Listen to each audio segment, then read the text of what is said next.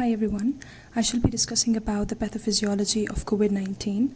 So the main aim of making this video is to give an insight of the pathogenesis of this deadly disease so that we know what is the target site of action of the various drugs that are there on clinical trials.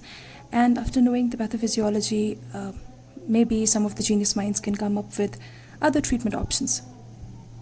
Okay, let's get started. So starting with the coronavirus. The coronavirus has, as you can see here, it is a single-stranded RNA virus. So you can see the single-stranded RNA with some nucleoproteins. This is the nuclear capsid. And since it's an enveloped virus, this is the envelope. And these are the spike proteins, what we call the S spikes. Okay, now the coronavirus, as it has all been said, that the route of transmission can be either it can be transmitted by the respiratory droplets. So if the person sneezes or coughs, then these viruses through respiratory droplets can travel up to 3 to 6 meters, and if a person comes in contact in this range, will definitely get infected. Also, it's been proposed that if the virus is on the surfaces of, say, for example, tables or chairs or handles, it can stay there for almost 24 hours. So if a person touches there and then touches the mucous membrane, then a person will be infected. Now, also, it has also been transmitted by the fecal-oral route. Now, when a person is infected, so the virus will enter into the respiratory system of the infected person, and it will enter into the lungs. So the main site of its action will be in the alveoli. So here we can see one alveolus. It has type 1 pneumocytes and it has the type 2 pneumocytes with these villi.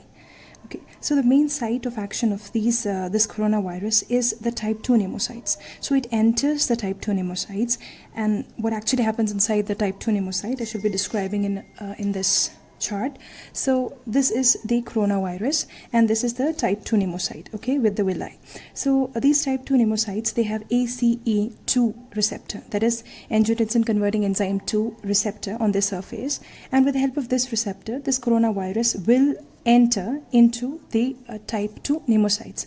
After entering into the type 2 pneumocytes, what happens at that is that the RNA will be definitely inside the pneumocyte, leaving aside the nuclear capsid and everything else. So just the nuclear material, that is the single-stranded RNA, will be here.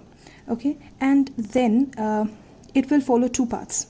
One is that by RNA-dependent RNA polymerase, it will, as the name suggests, it is RNA-dependent RNA polymerase. So there will be polymerization. So this single-stranded RNA will polymerize and will form multiple single-stranded RNAs. And second thing is that it will go to the ribosomes, and then there will be the translation, and this will form various proteins.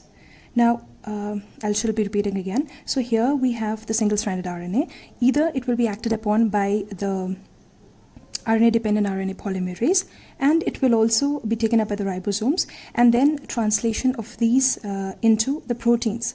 Okay, so now important thing is that these proteins will be acted upon by proteases, and these will form the various, the capsid, various proteins like the capsid, the outer spike proteins of the coronavirus, except the RNA which is here.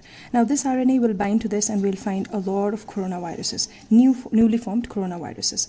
Now coming back to where we started, so these coronaviruses are now inside the lumen of the alveoli.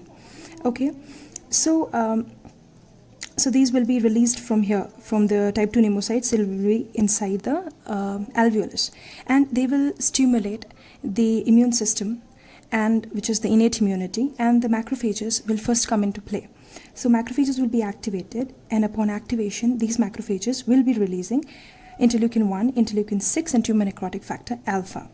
Now this interleukin 1, interleukin 6, and tumor necrotic factor alpha, these will act on this capillary that is carrying the blood, and it will cause two things, that is vasodilatation and increase the capillary permeability. Now once these do the action of vasodilatation and increasing the vascular permeability, what happens is that So there is increase in the vascular permeability. So the fluid will come into the interstitium, it will go inside the alveoli, as well. So there will be increased alveolar edema. And if it involves all the alveoli of the lungs, it can lead to a serious condition, which is acute respiratory distress syndrome, which is the leading cause of death right now.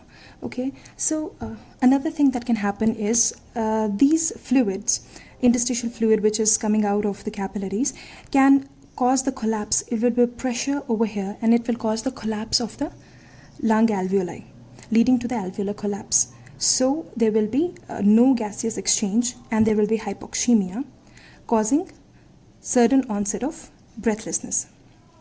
Okay, so this is what it does in the alveoli.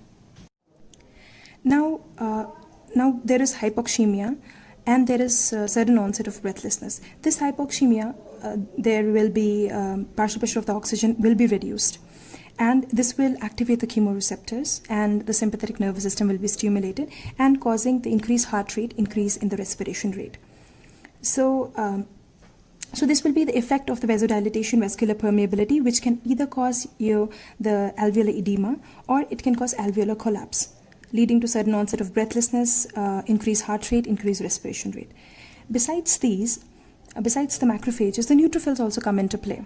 So neutrophils, what they're going to do is they will release the reactive oxygen species, and they will release proteases, which will cause further damage to the type 1 pneumocytes, and further increasing the permeability.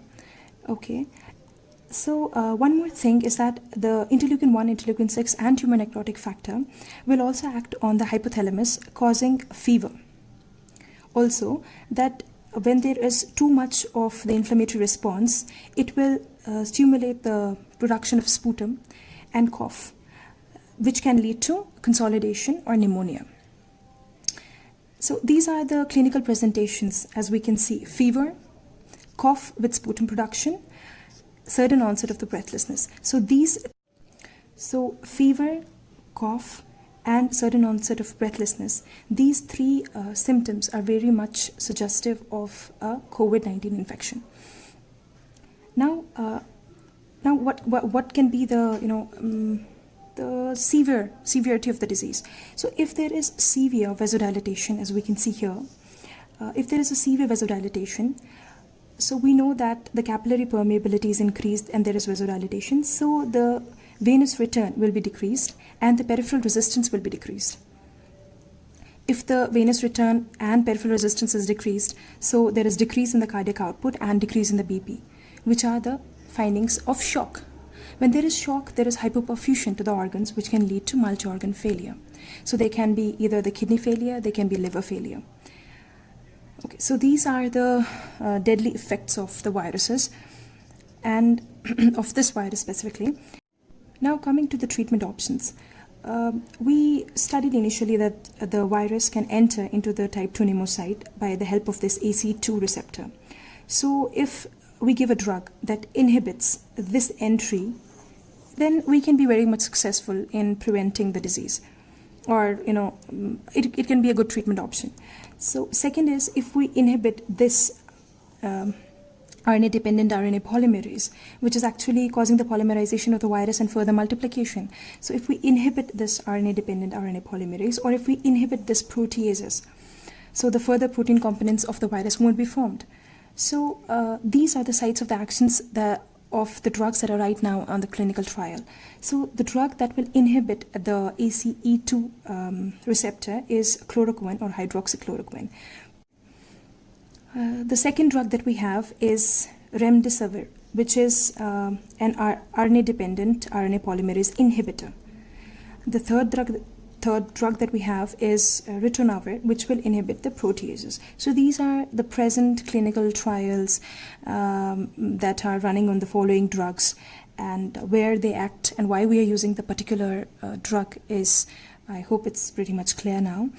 And also, since we are seeing that it's more or less of an immune-mediated response, so there are certain theories which say that may or may not the use of methylpred can be helpful for the patient, but it's still under the clinical trial, so it's too early to say anything. We need a vast majority of the patients to do the trials on. So, but yes, methylprednisolone is effective in some viral infections.